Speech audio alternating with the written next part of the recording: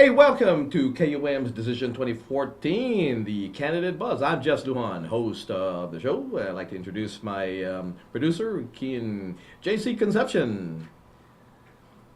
We are, of course, finalizing our candidate buzz with the final Attorney General candidate, former Attorney General, former Senator, and retired Superior Court Judge, none other than Elizabeth Barrett-Anderson.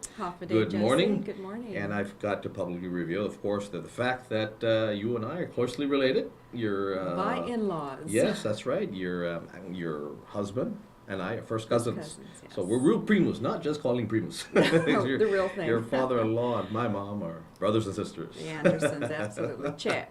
Che, that's right. How you doing? I'm doing really good, really Yeah. good. I'm glad to be on your show. Did you save the best for last, Jess? I don't know. You know, Not really. Okay, you can give me credit for that, but it was the news team actually that set up the. You did a very good set job up of all it. the interviews and all that. I'm just interviewing. I'm glad to be here. Really, really glad. Thank you. But thank you again, and good morning. Tell the people of Guam again. You said a former Attorney General, former Senator, so you were once a politician, and of course retired court judge, and you've been away from the so-called political life for quite some time. 14 years There you go. I've been sitting on the bench, and it's been a great job. Yeah. I did step back from politics, Mhm. and now I have my foot back in the door. Mm-hmm. And it's a little different because Sure. when I was in the political race, it was I was partisan. Mm-hmm. That's right. Now with the elected Attorney General, and I was part of the 24th Guam Legislature Mhm, that mhm. adopted the elected Attorney General. It's Mhm. nonpartisan, so it's a little different, There different we go. twist. I tell you what, let's go ahead and start off and tell the people, Okay. the folks again, remind the folks who may have forgotten who you are. I am Elizabeth Barrett-Anderson. I'm Familian Lala from Chalampago. My mother, former Senator Mhm. Conception Barrett, married to Danny Anderson, Familian Chet. Mhm. I'm stepping back into the political race. I've been watching the elected Attorney General for the last 12 years. And I knew it wasn't going to be an easy position to melt itself into an organic act structure. And I am throwing myself back in the race because I want to make that office a lot better. And I have a 7-bullet platform that if you want to go on Facebook, I have a Facebook Mhm, page. And I thought it would be easy just to do 7 bullets. And I Mhm. don't know if you want me to do that just very quickly. It gives the audience an Yes, idea go of ahead, what please. I'm about. Mhm. Well, first of all, I want to increase successful prosecutions. And that's not just in stronger plea agreements, but that's in stronger, effective trials, jury Mhm. trials to reach conviction. I want to strengthen the child support office. When I left the office 20 years ago, we were collecting $4 million in child support. Now we're collecting over $17 million, Mhm. and there's about 11 to 12,000 Mhm. cases. That takes a lot of good management. I definitely want to work with crime victims. I want a very, very strong victim-centric crime victims program. Currently, the crime victims program within the Office of the Attorney General, and I created that when I was AG 20 years ago, is not fully victim-centric. I want to build the solicitor division. These are the attorneys that represent the government agencies. And I've heard that the government agencies, many of them just are not getting the kind of legal advice they need on a continual basis. One thing that maybe a lot of people aren't aware of, but the Attorney General's office is in charge of the notaries. Mhm. And I have a very strong affinity to the notaries because every time someone signs a legal document, you got to make sure it's that person who says this is their name. Mhm. Mhm. So I want to do training for the notaries. I want to implement restorative justice. I'm a therapeutic judge, you know that. Mhm. I was Sure, on your sure. show with Mhm. drug courts. I want to implement restorative justice, which means, particularly in the juvenile arena, we prosecute over 700 juvenile delinquents Mhm. every year, and I'm not quite sure if that's the right thing to Mhm. do. Mhm. Okay. Restorative justice balances accountability of juveniles to the community. And lastly, I want to be a leader in rebuilding the criminal justice system. Ouch. There we go. You got work cut out for you. But let me ask you this, because over the years here, we've you said you've watched now 3 elected attorney generals. You once served as an attorney general, not in the elected position. You were in the appointed position, but as of late, actually, I think it was just been the past couple years where it intensified in regards to maybe the confusion of the office. And I asked the incumbent AG as well the same question. Is this an unintended consequence? Because exactly, I mean, you guys may know how to fix it. We are lay people, but so we don't know. Who do you represent? The people of Guam, the government of Guam, the agency that you're particularly representing at the time? Because sometimes it's conflicting. You're representing this, but wait a minute, you're somebody else. And one of the questions I asked, I said, when an agency or a division of an agency gets into receivership, is that still an agency? Is that still a government of Guam? Are you still representing them, or did they become a different entity? Please clear up the confusion. Well, I have no doubt or confusion in my mind. Okay. And the Organic Act of Guam clearly states that the elected Attorney General, and even when it was an appointed Attorney General, represents the people of Guam, represents the government of Guam, representing the people through the work of their elected officials in the government of Guam. So that's what the Attorney General does. If you were to ask me, does the Attorney General's office represent a federal receiver? No, absolutely not. I know where the lines are drawn. But Jesse, I knew that the rub was going to be exactly as you mentioned it. And I've been watching the elected AG for 12 years. And the rub was going to be between the power of an Organic Act governor and the power of an elected Attorney General as the chief legal officer for the government of Guam. Now, Congress didn't define what does chief legal officer mean. The legislature also did not define it. What they did, the 24th Guam legislature, is they went to the statute and they took appointed and snowpaked it, scratched it, delete these days, and put elected. Elected, yeah. But didn't change the structure of what has been historically the Department of Law and executive line agency. I also knew that the struggle was going to be, as a chief legal officer, an elected Attorney General, providing advice to a governor, and where the two elected positions had policy distinctions. Sure. The governor wanted this, and the elected AG wanted that. That is where the fight becomes, because you know where the battleground is. Not necessarily between the governor and the elected AG.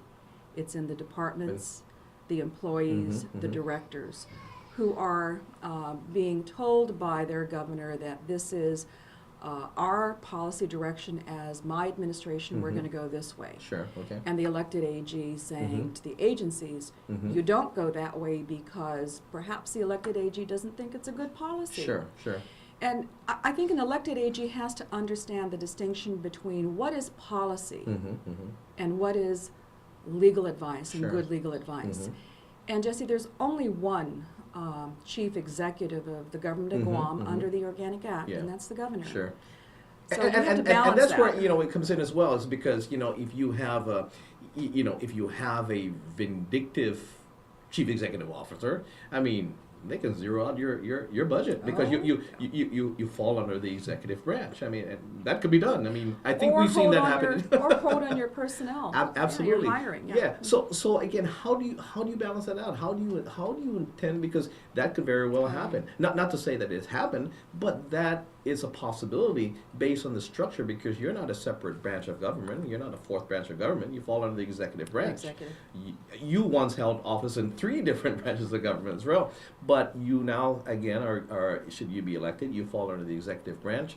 You're not, that budgeting is not going to be carved out. It'll be carved out for your agency, but it's at the governor's discretion. Well, Jesse, you've been at the legislature, and you understand that when lawmakers implement something so new, you've got to do a good job of it. And no offense to the successive legislatures after the 24th, But it's, they have been carving out the Attorney General's power piecemeal, rather than doing a comprehensive look at the role of the elected Attorney General under an Organic Act structure, the role of a very powerful governor, and how do you balance those off. Sure, sure. Like I said, all we did was erase appointed and put elected. And over the last 12 years, the Attorney General's office had to assert power. Sure. Doug Moylan went into court a lot, and people criticized him for that. I don't criticize Doug Moylan Sure. for that, because he got the courts and the Supreme Court and the judges to define what is chief legal officer for the government of Guam. Sure. And then the legislature recently gave the Attorney General control over procurement, its accounting, and its personnel. So it's this piece by piece. Sure. And the legislature wants to do a good job. But the past 3 elected Attorney Generals have not presented the legislature a comprehensive restructuring of the elected Attorney General so that there's a balance of power there. So do you intend then, knowing again the fix, the possible remedy for this, will you move again to structure it in the sense that that it gives you the mechanism, it gives you the tools to be more successful? You know, just I have 7 bullet concepts in my platform. But in the first 6 months, my priority has to be the 170 employees of the Attorney General's office existing today. 53 to 57 of them are attorneys. Sure. It's structuring the personnel environment of that office. It's structuring the accounting, financial management of that office. I have the pleasure of being in front of the Association of Government Accountants, and I asked for their help in helping me with the Attorney General's office to build a stronger management system. So my first 6 months is addressing the structure of this office, the wonderful employees of this office, to make sure that they have an environment that they can do their job as assistant attorney generals, as child support enforcement officers, as legal secretaries and investigators. So I'm looking at that, and you understand what I'm talking about. You've been at the legislature, and you get a good manager, a good CEO, and that's what an elected AG is. 170 employees. You need to take care of them first. Now let me ask you this as well, because here, I mean, we've our show's been critical as well on plea bargains and things of that nature, and I'm just wondering, some of these cases, I think if you had a stronger case, you didn't have to plea, you could argue it. Now, we're not of legal minds, so we don't know that. We're just armchair quarterbacks basically here. But when you talk about the legislature piecemealing and trying to do a good job, but really not understanding, comprehending, the whole environment and the concept of running this. Now, I know that a plea bargain is a mechanism not just given to Guam, but it's a tool that's given to the Attorney General's office. But as you said here, when you're looking for more successful prosecution, now, that being said, when you work to try to give you the mechanism, give you the tools to prosecute, have a better success rate in prosecution, knowing that you have tools and mechanisms to plea out, because it does go in the win in the win column. Will we see then probably less pleas if you know you have you can successfully prosecute a case? Well, Jesse, my competitor said the other day when he was on your program that 90 to 95% of all criminal cases are pled out, and that's very, very, very common. So I don't think the issue is, are we giving too many pleas? Because pleas are part of the criminal process. It's what kind of cases we're charging. How strong are they? One of the frustrating things for me as a trial judge, about 7 years ago, I started keeping a little yellow pad of the number of felony cases that were pled down to misdemeanors. I was getting frustrated with plea agreements. You go in with your guns a-blaring, we've got a felony charge against you, we get that indictment, and then as the months go along, and maybe a year later, I get a misdemeanor plea agreement. What in the world happened Sure. to this very strong Sure, case? sure. So what I'm going to focus on, Jesse, is not just getting rid of plea agreements or having less plea Mhm. agreements. You have to focus up front, and up front is the investigation with the Guam Police Department. Are mhm. we working with GPD to help those police officers build the best probable cause Sure. case? The case comes over. It's the prosecutor allowing that prosecutor and training that prosecutor to do a better job Mhm. charging the case. Mhm, mhm. And if you charge it with good elements and good facts, then you should be able to take that Sure. case all the way Sure. through. Now, one of the things as well, I mean, I don't know if they have one now, but I know a few years back, there was an in-house legal counsel for GPD. GPD, GPD. yes. I Yes. think they no longer have. It's I think been a long I time. think the position is still there. It's probably not funded anymore because of I Mhm. guess shortfalls and but would you work closely? You just said you would, but you know people have to get refresher courses all the time, especially if they're maybe not so much in the once they hand it off to you guys, it's you guys. But in order to get a handoff, you have to give a good handoff from the police investigators all again to you guys. You got it right. You know, so how you have to work together. You guys are a team to be able to get successful in the courts, right? You're absolutely right. And the legal counsel to the Guam Police Department is a person that the average cop there can rely on. Mhm. Maybe they're out on the road Mhm. and they had a question with can they do this or can't they? They're going to get on the phone and Mhm. call Mhm. their legal counsel. Mhm. And they've had some very, very good in-house legal counsels. Sure. I don't know if you know who. Sure. Yeah, No, yeah. no, Yeah, and wonderful legal counsels. They don't have that anymore. Mhm. So when I was talking to you about the Attorney General as a chief legal Mhm. officer, Mhm. what I have seen, unfortunately, is over the 12 years, the Attorney General's office stepping back more from these departments and Mhm. agencies Mhm. that had been used to an appointed AG, and they had their solicitor, they had their in-house lawyer, and all of a sudden over 13 years is where's our lawyer?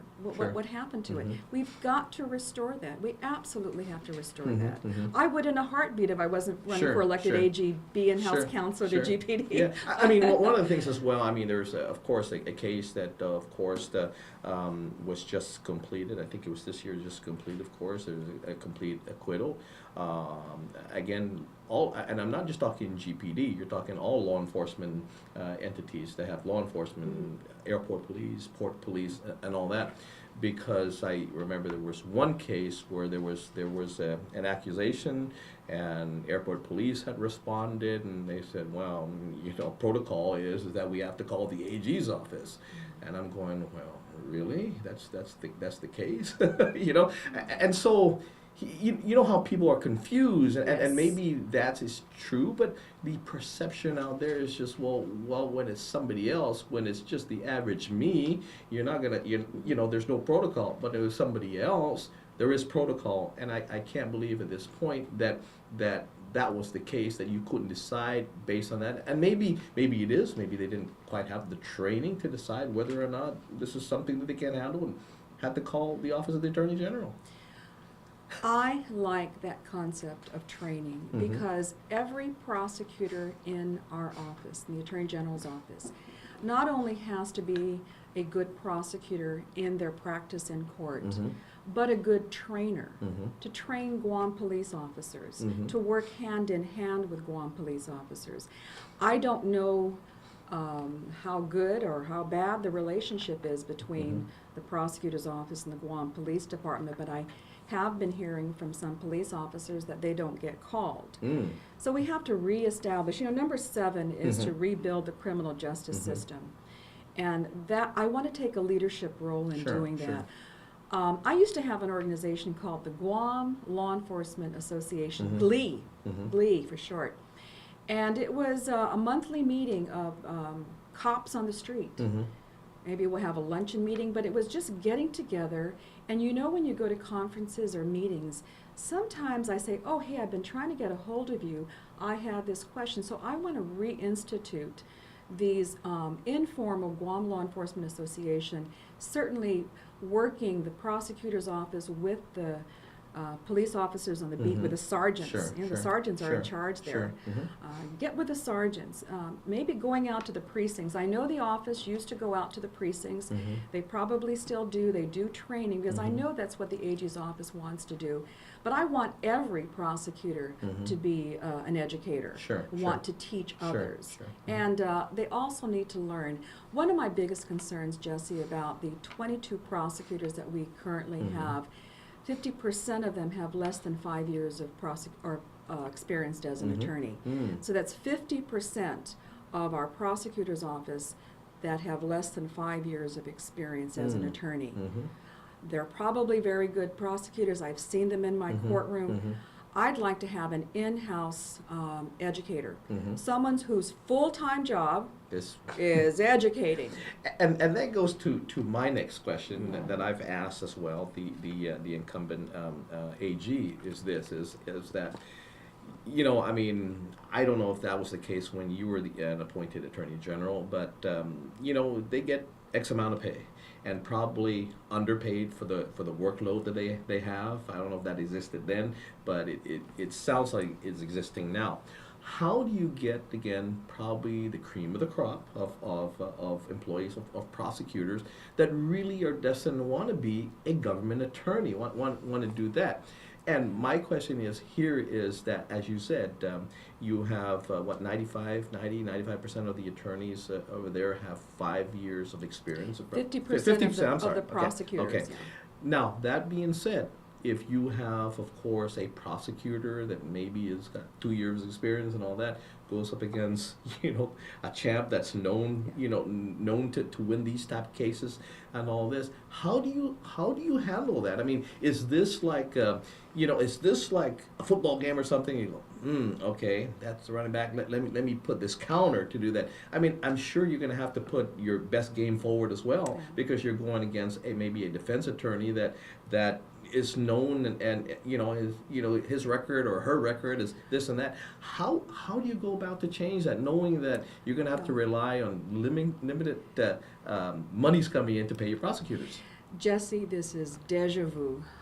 When I was an appointed AG, we only had 5 prosecutors. They were making $24,000 a year.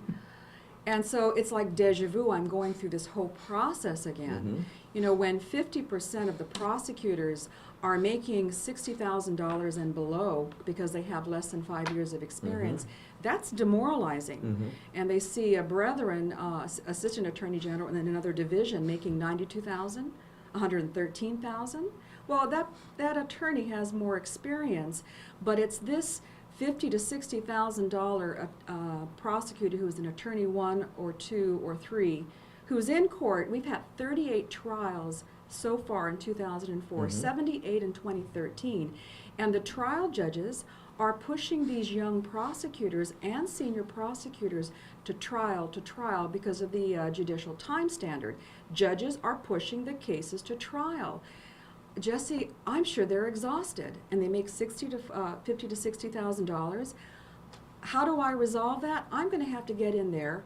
And remember I said earlier, my priority is looking at the staffing pattern, looking at the budget and what I can do with that. And Jesse, if I need to go down to the legislature and say, yes, I have a prosecutor who only has 5 to 6 years of experience, but has won all of his or her cases. You know, maybe there's an incentive when you win a trial. Sure. You know, and when your performance record Performance is evaluation, there you go. performance, and your performance record for the last Sure. year is 99% of the cases that you had, maybe I can give an increase, an increment there. Makes sense to me. You've got to have something. Sure. So. No, and exactly, because I mean, it's like anything. I mean, you may have a long season, you know. I mean, it's like my son, he plays professional soccer. They got a 9-month season. He said, Dad, by the time we get to the 7th month, we're beat up. We're torn apart, and sometimes we have to put a whole new team into the last few months because we're we're beat up. we've got wounds all over, and that must be the same way with prosecutors. I mean, I've seen it, Jesse, and I want to give credit to Frances Gatewood. She is my chief prosecutor now, certainly a chief Sure. judge of the District Court of Guam. She fought long and hard for her prosecutors. She would come into my office every day. Liz, I'd like to hire this prosecutor, but we can't get this person at this level. Can I give experience credit? So she started this process of recruiting talent, experience. I'm a little disappointed that just to fill bodies, that we have 50% of our prosecutors with less than 5 years. Doesn't matter, Jesse. They're good attorneys. Sure. I'm going to work with them, get them training, and if they perform, if their performance record is stellar, sure. I'm going to have to say, well, this prosecutor here needs Sure. some benefit. Yeah. And if another attorney in another section says, well, what about me? I'm going to say, well, kind of look at your $92,000 to $113,000 Sure. salary. Sure. You know, you're doing good, and just be Yeah. comfortable over there. We need to help these prosecutors. Well, no, it makes definitely sense to me. And So I know how to do it. there you go. Well, you know, and I hope there'll be clarification, because here's one thing again that I've asked. I mean, you have a situation here, and I don't know if you know the details of this case. I don't think it was your court. It's another judge whose court this has gone to. You have the ancestral lands. You have a class action suit here, where basically the bottom line is that I think about 60-some families at Tijan were supposed to, by law, I think there's statute on the books that gave them, because they could not be given their lands back because they have their lands are under the runway. The runway, yeah. So the government, in lieu of cash, I think did a bill that became law to give them lands. I think it's the FAA property.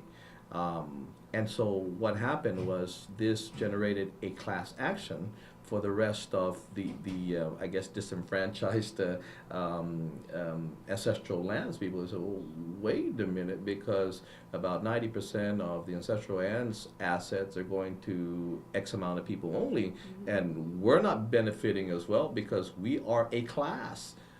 How do you go to resolve that? I mean, and I know at one point the ancestral lands, of course, was represented by the AG's office.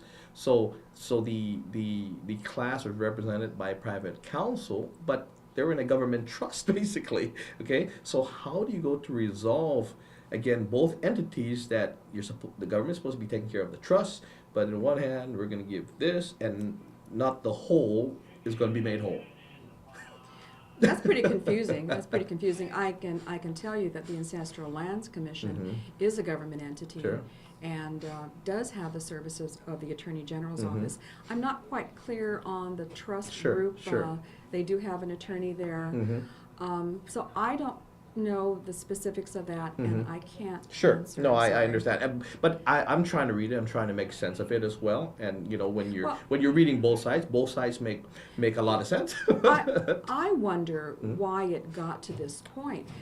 There we go. Could not the Ancestral Lands Commission and the Department of Land Management have resolved this before this class felt necessary to go and hire an attorney, and that's going to cost them money, and go to court? And maybe that issue can be resolved through mediation. The Superior Court of Guam has a mediation process. Sure. And the judge could say, may I ask all of you, please go to mediation, and then let me know within 60 days whether mediation resolved. But you try to prevent these things from getting over to court. Prevention. Prevention, and perhaps if the Ancestral Sure. Lands Commission had a full-time or a steady attorney, maybe this could have all been prevented. I don't know. But again, that has generated over the years, and it seems to be again has started since we had the elected position. And again, are these unintended consequences now we're just seeing it's coming to fruition at this point. And so you said earlier you're going to work with the legislature. So I assume at this point you're going to say you're going to have some remedies to this. You're going to have some legislation that you may want to introduce. You go to the legislature and you have alternatives. The alternatives, Jesse, do the people of Guam want to keep the elected or go back to the appointed? Do the people of Guam want elected and maybe an elected prosecutor? Because that's really where this whole genesis started. Or what other kinds of options are there? I'll go to the legislature and give them my best recommendation. But this has to be something that you speak to the governor, you speak to the legislature, and you work together. I don't know what the final conclusion is going to be. It will be the Guam legislature and the governor to ultimately to say, we've looked at 13 years of an elected attorney general. Do we want to keep it, or do we want to revise it? One of the things, and this is probably going to be the final question before we end it here, but one of the things, and I was talking to Dr. Ron McNitch about this, is this, that you, now it's an elected office, so the Attorney General is now elected. So we'll have to satisfy a lot of people. I mean, although you're not in one particular party, but you, in order to retain that seat, you have to appeal to the people to vote for you. It's very different now. I mean, we've heard the cases like the Trayvon Martins and things like that, where the prosecutor, or the AG, I think it's the prosecutor, was overcharging because of the pressure that prosecutor was getting from the community. You're going to get pressured at some point by constituency, by people who vote for you. It's changed from when you were appointed. Absolutely. And so you're absolutely right. And when I was an appointed, my job was to make sure that political influence from the forces that be, as an appointed HE, did not make its way down to the prosecutor's office. As an elected AG, I think that's reversed. I have the responsibility for every single case that's charged. And I want to know that those cases are charged based on the best prosecutorial practice. Do I want to see every plea agreement? I might in the beginning want to see how they're practicing out there, but the buck is going to stop with me. I don't want to see overcharging, Jesse, because all that happens is we waste all this money with a grand jury and then we end up with a misdemeanor. I don't understand it. Why didn't we just charge it as a misdemeanor? We would have saved everybody a lot of money, the defendants, their families, the defense counsels. Let's charge as the case says it should be charged. And when we do, stick with it, unless there's some overriding reason why during the course of the prosecution something happened in the case. Victim recanted. You know? And it happens. It does happen, but that's rare. So the buck will stop with me as elected Attorney General, and I am not going to keep a hands off on the prosecutor's office. I'm going to tell the governor keep his hands off of me. There we go. But no, I need to give the leadership to the prosecutor's office. I'm a former judge.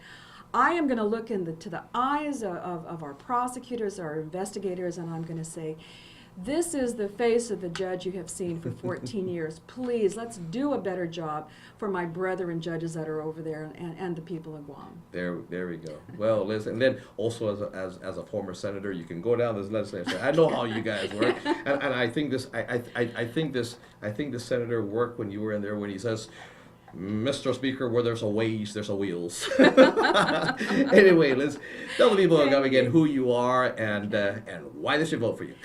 Well, ladies and gentlemen, first of all, Jesse, it's been a pleasure. I've enjoyed it. I think the best thing to tell your listeners today is tomorrow is the primary election. And I know there are a lot of people out there that would say, are we just voting because there's a 16th Republican senatorial candidate? No.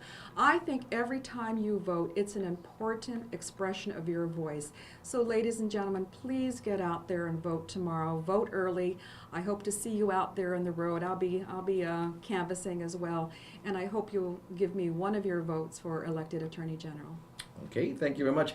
You can see a broadcast of this tonight on Local Channel 2 at 7:30 tonight. Again, Local Channel 2, 7:30. It'll be available on our KUAM YouTube channel about 10:30, 11 o'clock this morning. Be highlighted on KUAM Primetime, and a rebroadcast of this Monday afternoon at 3 p.m. on KUAM TV8. Hey, that's going to conclude our Buzz candidate or candidate buzz, however it may be, right here in Isla 63. But we're going to transition again, of course, when the finals happen after the primary. So stay tuned to KUAM with the latest on Decision 2014.